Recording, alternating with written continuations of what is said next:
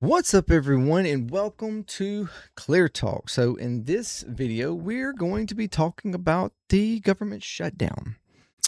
We are approaching, we are at 16 days, which ties for the third longest shutdown in U.S. government history. So we're going to talk about it. I'm going to first talk about like what it was the longest one. Funny enough, it was during Trump's first term. Just throwing that out there. So maybe he's targeting again to have the longest one. And then we're going to talk about what is the issue? Why are we shutting down right now? And then what is potential to happen? So thank you very much for. Or how is it, how it's affecting people and what's particularly going to happen. I'm trying to clear that up. So thank you very much for joining me. Welcome to ClearTalk. If you're new, welcome. Thank you for coming. Thank you for being here. Thank you for watching this video. If you are new, you can if you would like to check out more videos from the channel. That would be amazing. Consider subscribing, like, share, all that good stuff. If you'd like to check out videos from my other channels, that would be great as well. And to help with the algorithm, getting more videos in front of people, that any kind of help is great. If you would like to support in any kind of way, you can go to Patreon there for an ongoing thing. I am just even yesterday I got on there to update a few little things. And you can give me suggestions on what you would like to see there more. I haven't had a whole lot of engagement there. Just saying, I haven't, being honest. But I would like to get more engaged there, and to maybe help that, people want to be there more, or to go there, to join, give you a reason to join. Maybe give me suggestions for that, to help grow that, grow there. And then of course there's also one time donation stuff there. Any way you want to join JMD Nation, that's amazing, and thank you very much. And if you any support you do give is very much appreciated. If you are returning, you're freaking amazing. Thank you very much for returning. Keep coming back. You want to. I mean, I think I try to continuously get better at this, and to be more interesting. I'm probably boring as hell. I admit it. I probably am, but I try to be more exciting here and there. Here and there. Today, yes, we're going to talk about the shutdown. I'm going to try to make this as short as possible, although that sometimes can be a challenge for me. And we're going to have talks about some other things. I've got a couple other topics for videos for today. Some fun ones, some, hey, more building stuff that Trump is building, things and wants, things that he's actually concentrating on, outside of, trying to fire people. And then, also, what else was I going to talk about? There's some, oh yeah, Republicans are ticked off about Republicans are ticked off about more ventures in Trump products. The new Trump watch that people are upset about. We're gonna have some fun videos. Anyways, so yes, the shutdown. What page was I on? Where was I? Oh yeah, here we go. The longest shutdown. We have 16 days right now. Okay, and people are wondering, how long could this actually last? How long, can it last?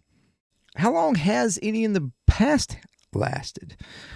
We right now are currently tied for a 16-day shutdown that happened in 2013. That was under Barack Obama. and that was over trying to fund or shut down around the national debt, and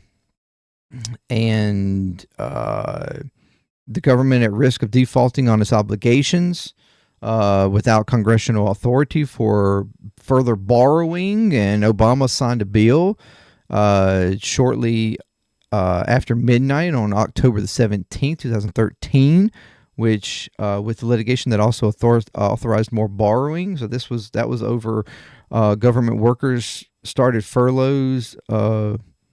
Because Republicans were demanding cuts and delays to a health care law championed by Barack Obama. So that was in 2013. That's what we're currently tied with. The second longest day was 22 days back in 95 through 96. The government partially shut down on December 16th, 1995, as part of a clash between Republican-controlled Congress and the then President Bill Clinton. And that was over how to balance the budget. Clinton signed the bill to reopen the government, and polls show that the public largely blamed Republicans in Congress, and some analysts even consider that shutdown as the reason or that helped Clinton win re-election in 96. But then there is the longest one, which was 35 days. 35 days. The longest shutdown on record, starting December 22nd, 2018, during Trump's first term in the White House. Democrats in Congress. This was over the Trump wanting the big the border, the wall. This was over the wall funding. Trump wanted a $5.7 billion added to the spending bill for the wall, and Democrats held out. And ultimately, Trump signed into law a spending bill that removed that border request and ended the 35 days. Trump wound up buckling, but that was probably under the pressure of his then administration, which was, only partly,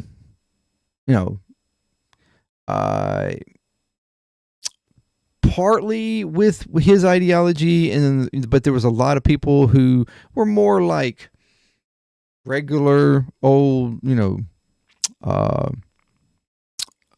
government people who, the ones that held him in check a lot then, where now all hands are off, and he has, yes men and other people around him that are pushing him in directions that I don't even know that he even expected to go.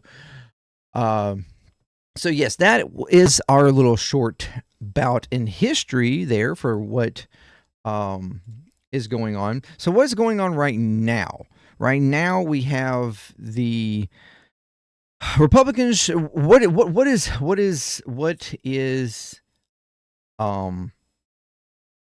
like the history? What is a government shutdown? What are they trying to do? So what you basically have is the fiscal year for the government starts in October. So the fiscal year funding for 2026 was supposed to be accepted. The appropriations for billing the government or funding the government for the whole fiscal year of 2026 was supposed to be October 1st. That's when they vote on it, and then it goes into effect for the next year. But what has happened is that the Republicans were trying to put forth a appropriations bill, basically, from my understanding, that included a lot of cuts affecting a lot of health care, or a lot of cuts around health care and stuff that is causing the Democrats to push back because a lot of the cuts were going to affect the Affordable Care Act and Obamacare, affecting subsidies and stuff for that, which was going to rise a lot of people's healthcare prices and premiums, which also ultimately affects premiums across the board for everybody, which is what you have seen argued by even the likes of Marjorie Taylor Greene. that we talked about in a video a couple of days ago. So that's and those healthcare concerns is the reason why you have a lot of House Democrats and Senate Democrats holding out on this funding. They want guarantees for subsidies. That these are COVID era subsidies that were helping keep health premiums down. They are supposed to run out at the end of this year. And so what basically the Democrats are trying to do is get guarantees for those subsidies to be continued, to continue relief and continue to keep healthcare prices down, because that's, we've been steadily having prices go up, and if they allow this appropriations to go and those subsidies basically sunset, then prices are going to go like almost double in some cases. And I think in a lot of cases it's going to double for Affordable Care Act recipients or anybody under that. And then plus also that, like I said, that affects premiums even in the private sector, where companies will take advantage of it. That's just what the private companies do. Any way they can take advantage and make more money, that's what they do, because it's all about profits. So if you're more public optionary things, prices go up on those, then private, of course, takes advantage of that, because it's the public sector stuff that helps to keep private stuff as low as it is, honestly. That's just the way it works, because it's like it's competition. That's what the Affordable Care Act helped to do, is create competition. So if those sunset, prices go up. And that is a concerning thing for people all across America. We've already have issues with the inflation continuing to rise back up, prices going back up due to tariffs and other issues. Prices of food, prices of all kinds of goods are not coming down. Trump has not, his whole promise of bringing prices down, even the likes of, again, Marjorie Taylor Greene admits those prices are not coming down, and he's not doing what she expected him to do to bring prices down. So it's beginning to this continuation of high prices. Wages are also not going up. Again, the likes of someone like Marjorie Taylor Greene even admits to that. Wages are not going up. So there's the relief there that was expected that Trump was going to help with has not helped. He has done the tariff stuff, which has helped bring in some funding for the government to some degree, but hasn't helped individuals. Prices for the individuals have went up. And then his whole other concerns are more imperial concerns, with starting fights with everybody, and controversy with our allies, backing a genocide. I mean, there's all these other issues that he's concerned with. Oh, yes, and of course, updating the White House, with all gold every fucking where. That's his biggest concerns, and making and also sending and deploying troops within our United States cities. That's important. So, but bringing prices down, creating chaos within our public, in our cities, across our people, kidnapping people off the streets, incarcerating opposition citizens. That's all fair game, but actually helping bring down prices, no. No. Helping with healthcare, no. Making cuts to things that benefit American people, sure, that's on the table. But helping American citizens, not so much. So that's kind of what the holdout is. The Democrats are trying to get securities to try to help those things stay in place. And prevent from the Republicans appropriating funding for all the other things that they're wanting to do, plus their cuts, and then the premium hikes that were going to be a result of that.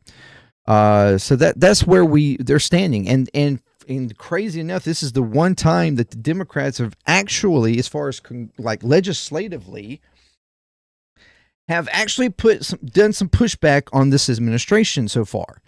Everything else before now has pretty much been judicially, where, you know, the judges have been the ones that have been holding the administration back from doing what they've, you know, enacting things that they wanted to act, or they would have acted, and then the federal, you know, judicial system pushes back and be like, no, hold up, Paul, you can't just do this.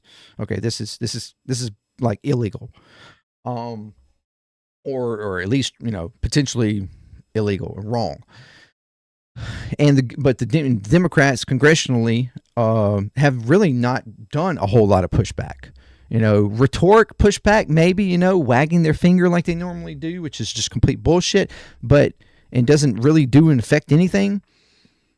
But this is the actual one thing that you could argue Democrats are actually trying to hold and stand firm on, and trying to allow the shutdown to put pressure on the Republicans and Trump to eventually back off because of public and economic pressure, because of people not getting paid, and on all this other stuff that are affected by shutdowns. The further it goes, just like in his first term under the 35 days, eventually the pressure gave in and they buckled.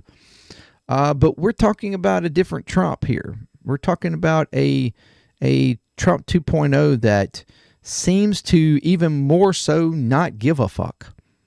And that is concerning.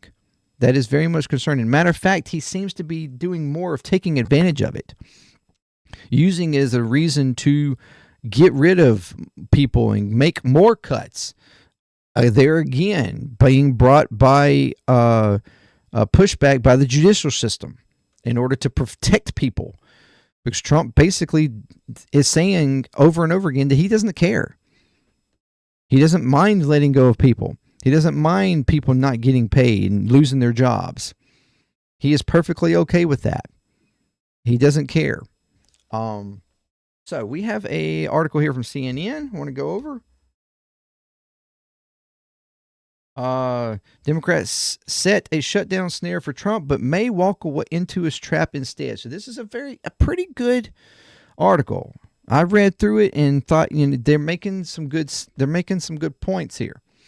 Democrats are doing it again. They're forced to use conventional political tactics to battle the most unconventional president in history, repeating a scenario that keeps leading them in political disaster.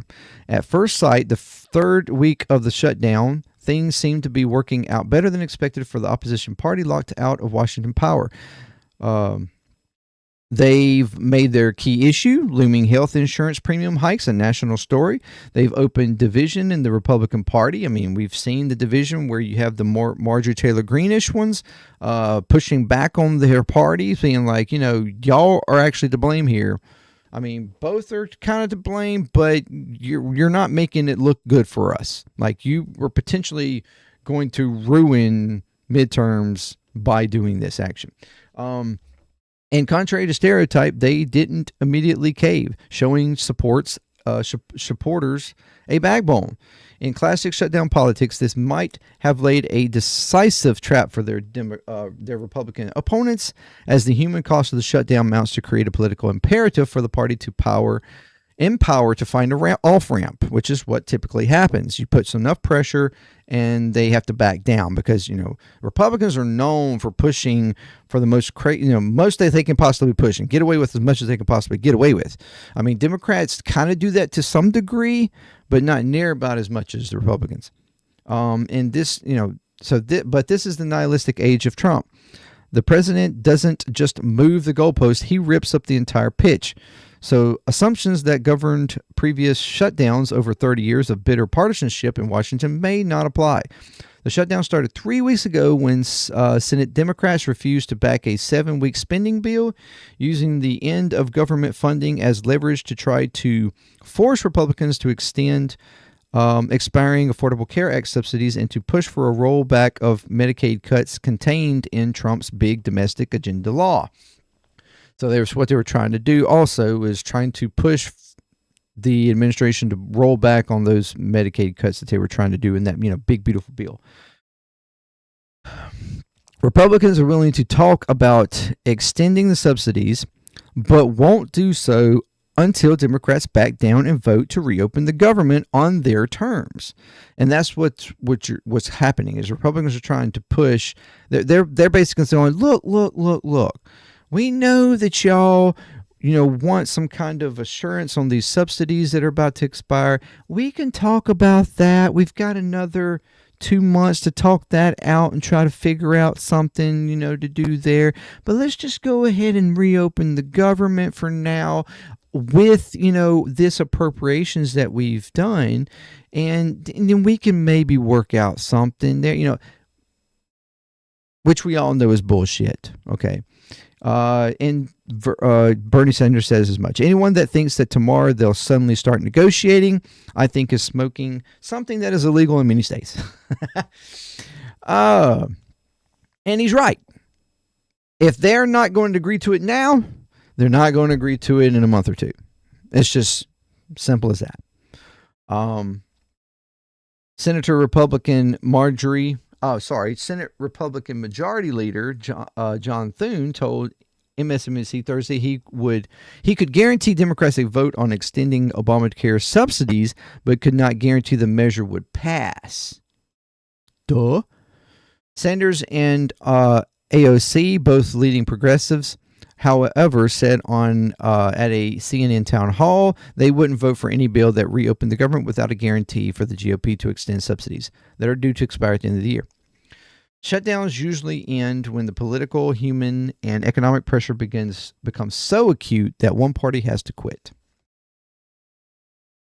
A week ago, there were signs President Trump might be tempted by the chance of a deal, and seemed less dialed into the Republican strategy of defiance, but he's hardened his stance. He's fired thousands of federal workers and is promising more will lose their jobs in a calculated show of spite to Democrats. They were attempting to fire, I want to say it was 4,108 federal. They didn't attempt it. They straight up said you're fired. But then a federal judge in California put a stop on that. And to protect those 4,100 employees from being fired, because basically saying that this was not right, and that they had legal civil protections that to keep them from just losing their jobs like that. Of course, there's potential for hundreds of thousands of people being furloughed already. Or upwards of 700,000. There are already reports of a couple of 100,000 that are being furloughed, meaning they're being sent home without pay. Some are working and just not getting paid. Those are the extended, quote unquote, employees that are like necessity, like they have to work. And this, the other issue is that the Democrats are also trying to push for guarantees on the furloughed workers that once the government continues, once the shutdown ends, that they will be, retro paid back that furlough time for whatever the shutdown, time period is, guarantees that they will get paid. Basically, that all furlough workers, people that have been sent home without pay, they are going to get paid because it's not their fault that the government shut down, right? And the administration is basically saying, we're not guaranteeing that. might pay some, we might not pay others. And basically that is them arguing that we might pay Republicans, but we aren't going to pay Democrats. That's what a lot of people are looking at it as, because the people that Trump has been like targeting for firings are programs and or people associated with programs and stuff that are more considered like Democratic programs that, you know, the Democrats more support, protecting, you know, type of stuff programs. He's trying to make cuts to that. That's what he's trying to cut, and it's in a way of attacking the Democrats. Look, and also trying to force them into accepting the bill. Like, oh, if you don't accept the bill, it's a mafia style thing. If you don't accept this bill, if you do not go ahead and vote yes and reopen this government, I'm going to continue to attack programs and federal workers that work for those programs that you helped establish or that you wouldn't want to keep going. It's all an attack. You know, oh, you like this thing? You support this thing? Well, I'm going to cut it. I'm going to fire people. I'm going to shut it down. It's so petty. It's so fucking petty. It's ridiculous. It's so childlike.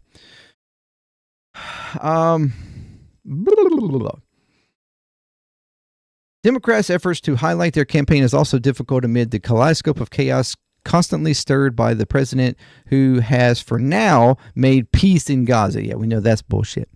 Threatened to send troops to more U.S. cities and might have unleashed a regime change campaign in Venezuela in a single week.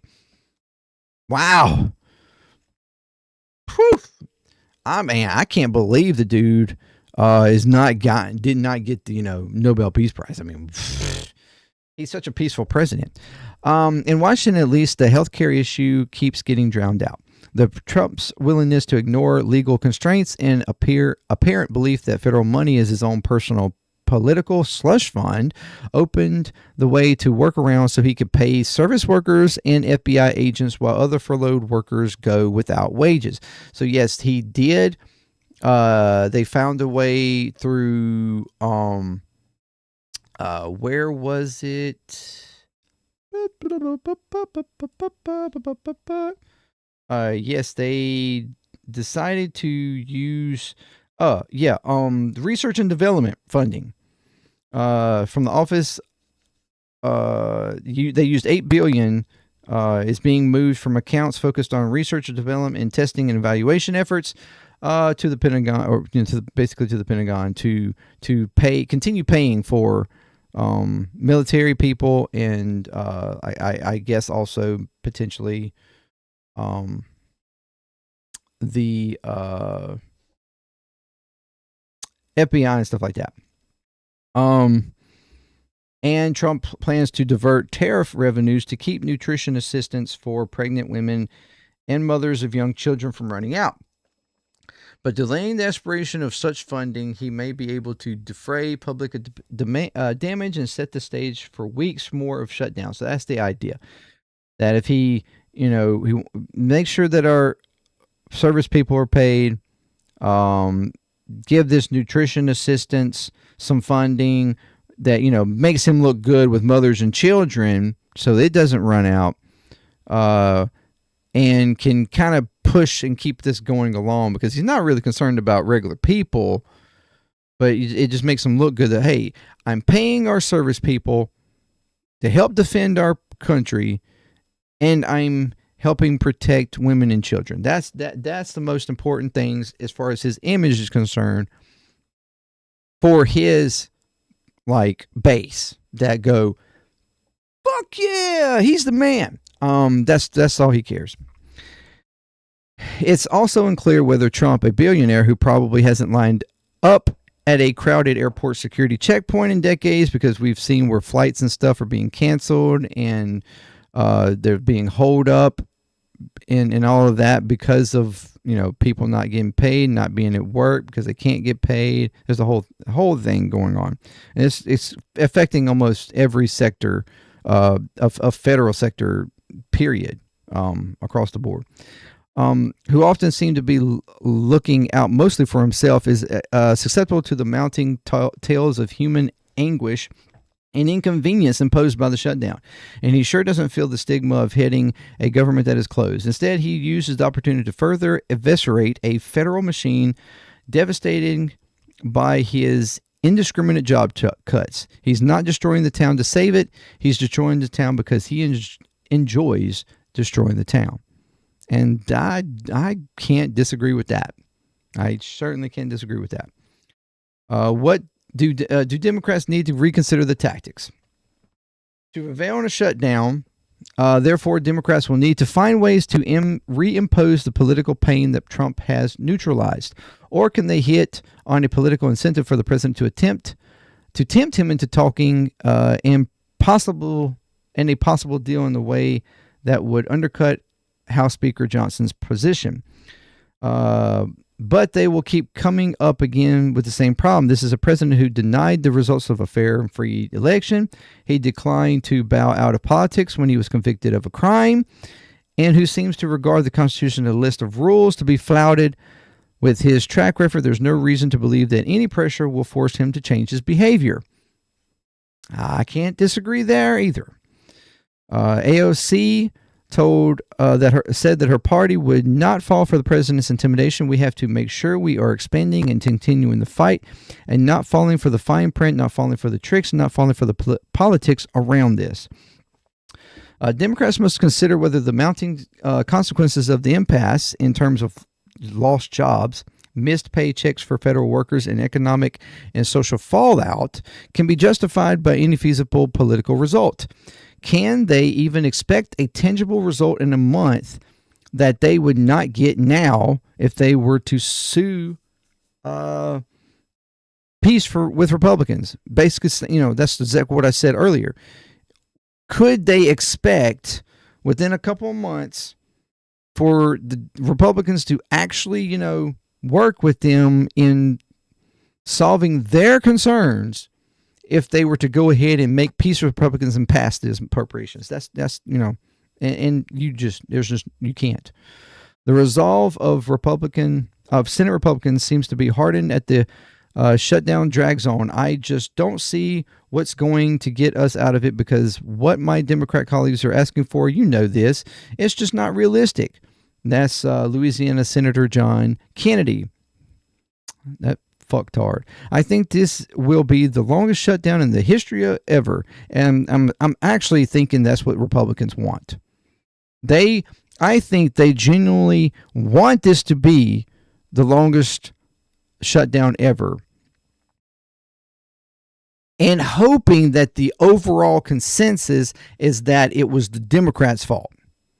I think they actually think that the first one, back in the first term, the 35 days, they think that was a victory in the way of like that. They think the overall consensus was it was Democrats' fault. And maybe with their own base, that probably is correct. But right now, where this is looming more over healthcare concerns, which is a broad issue, even for Republicans, that might be a completely different story.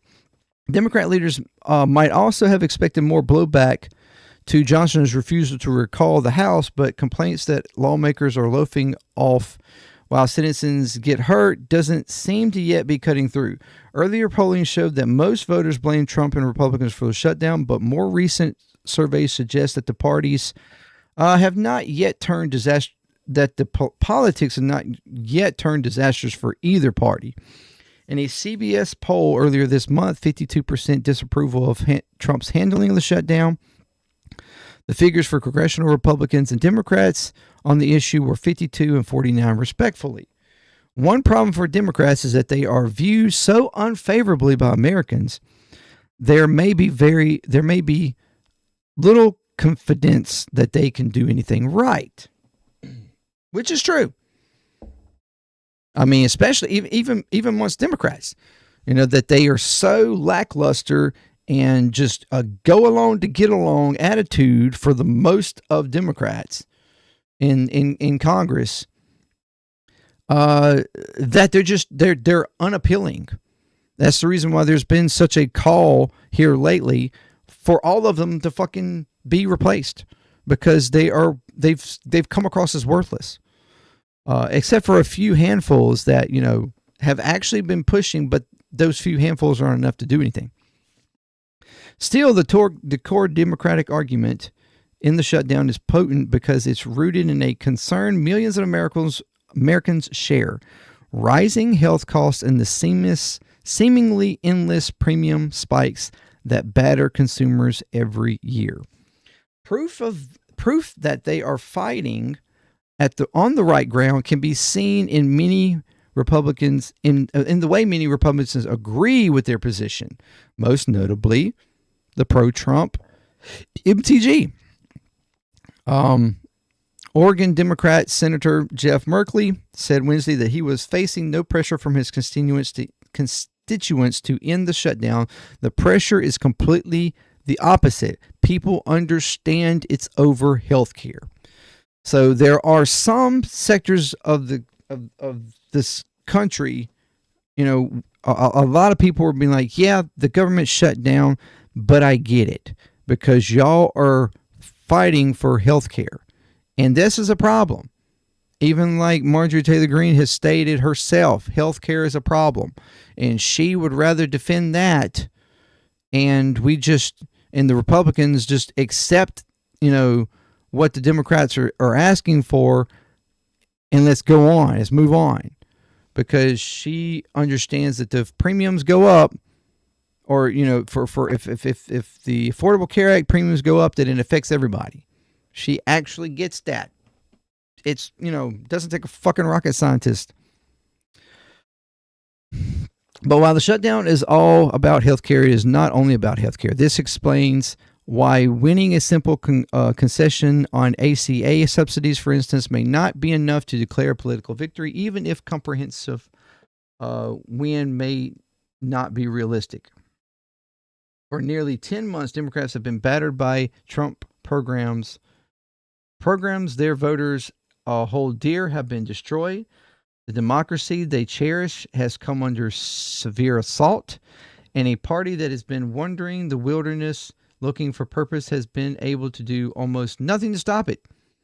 True, the Democrats' party's viability and the faith of its supporters cannot stand another fold in the shutdown. Democratic Senator Tim Kaine represents Virginia, which borders the Capitol, and along with Maryland, stands to suffer most from the federal government firings and furloughs.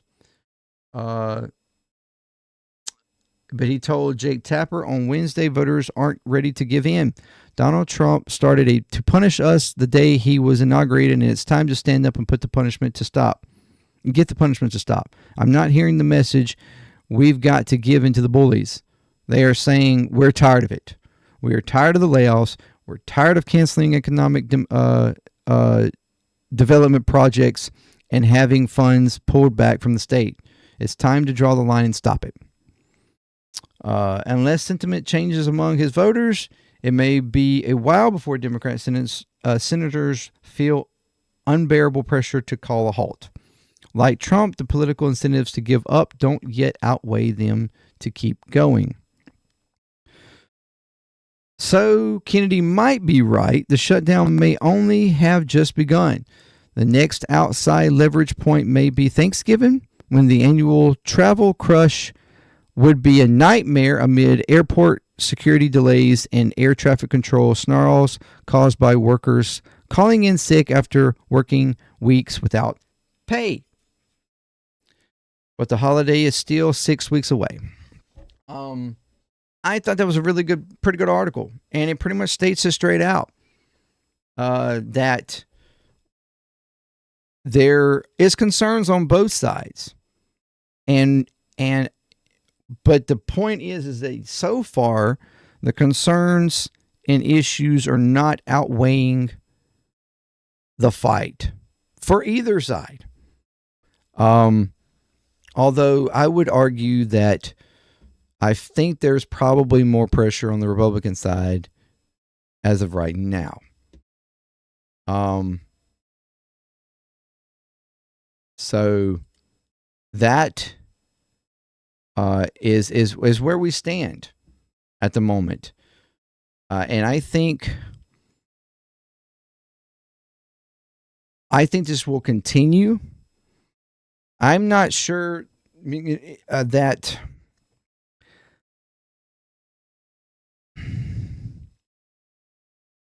I'm not sure that the Trump and the Republicans constantly trying to argue that it's the Democrats' fault is really working.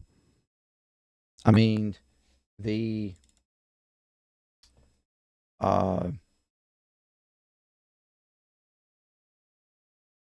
this is becoming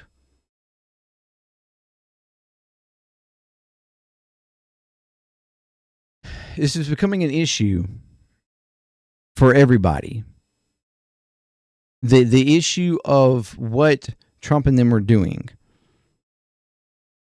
When you look at all the stuff that they have been cutting, going back to when Elon and the whole Doge and all the shit that they were getting into and cutting, where they were letting go of federal workers left and right, and then the White House had to turn around and hire a lot of them back, and because because they were found to be we kind of need them, and then the constant trying to push and cut all these different agencies and programs that in the big beautiful bill, cutting Medicaid, making cuts to Social Security, all these different things that people were like, not so sure, bro. Hollis, you said you weren't going to touch this shit, but then it looks like you're touching this shit. And then the continued push to where he was, said he was going to bring down prices. Prices have not come down. I mean, yeah, they've fluctuated some. Some have come down, some have went up. It's kind of this sort of, but ultimately, they are kind of back on the rise because of tariffs. Have tariffs affected as fast as we thought they would? Maybe not necessarily, but they are still affecting little by little. And it's mostly because the Trump administration has been forced to make deals faster in ways that they probably wouldn't have really wanted. They've kind of undercut in some degrees, and which has helped because the tariffs are not as high as they initially were. But nevertheless, it is still affecting. It has caused prices to go up a little bit and maintain this little elevation than where they were, previously, or even where they were back when all his supporters say about Trump's first term and everything was so amazing. They're not there. Wages are not going up as like an overall enough to offset those prices and the inflation. So people are feeling it. The housing markets hasn't gotten better. Healthcare is not getting better. So this is a concern across the board. And when you've got them trying to push for appropriations to fund where they're not guaranteeing that programs that are in place that are helping keep the prices low, they're going to allow it to sunset, and then those premiums go up, which is going to, like I said, cost others to go up. And the overall healthcare industry, who already makes billions in profits, is just going to make more. This is, and all this in the wake of the administration causing chaos on the streets in the inner cities all across America.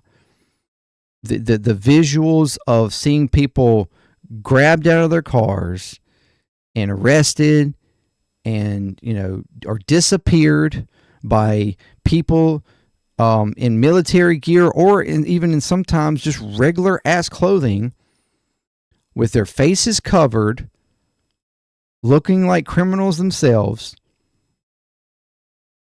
It's just, and then on top of that, are all the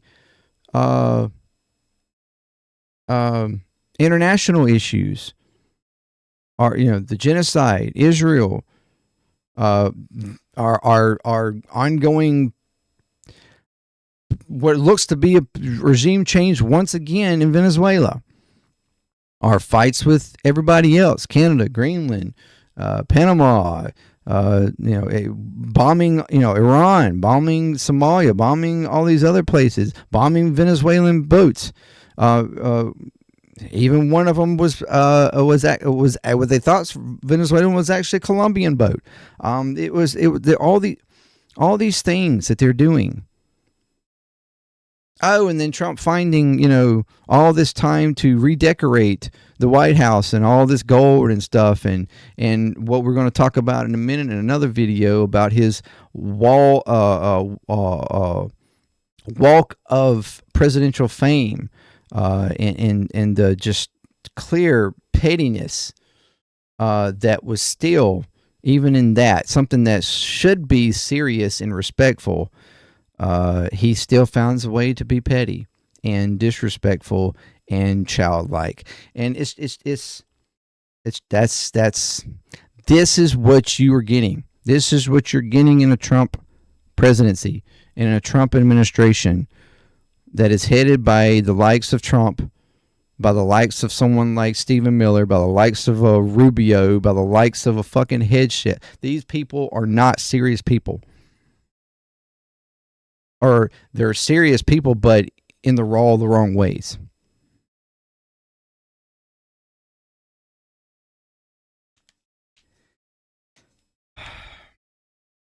And like I said, I'm pretty sure that they are willing to push the shutdown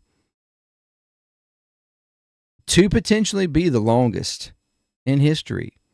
Because Trump's all about one-upping anybody, even himself. He wants to be known as the greatest for everything, even if it's a shutdown, because I think they genuinely think that overall it's going to be blamed on the Democrats. But I'm not so sure about that, Mr. Trump. I don't think this is leaning in your direction like you think it is. Yes, your little hardcore support, which is way smaller than it used to be, might think so. They might blame everybody but you.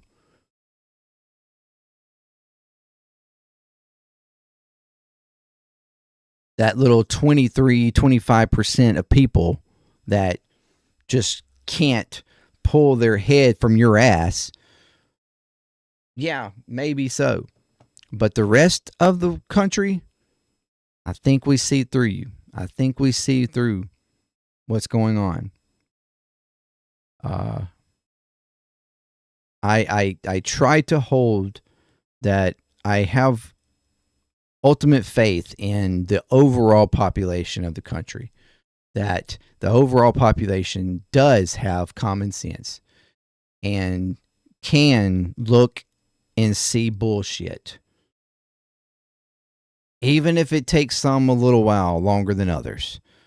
I think eventually the majority of the country can eventually say, this is bullshit.